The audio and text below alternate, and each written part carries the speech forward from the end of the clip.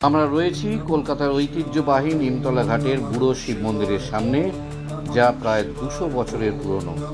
1794 সালে হাটখোলার দত্ত পরিবারের রসিকলাল দত্ত এবং জওহরলাল দত্ত এর প্রতিষ্ঠা করেন।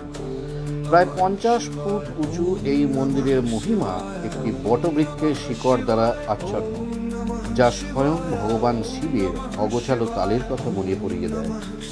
একটি 10 ফুট উঁচু বিশাল শিবলিঙ্গ রয়েছে মন্দিরের গর্ভগৃহে।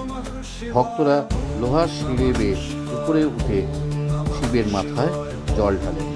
মন্দিরে পুজো অর্চনা শুরু হয় ভোর 4:30, রাত 8:30টায় সন্ধ্যা আরতির মধ্যে দিয়ে দিনটি শেষ হয়।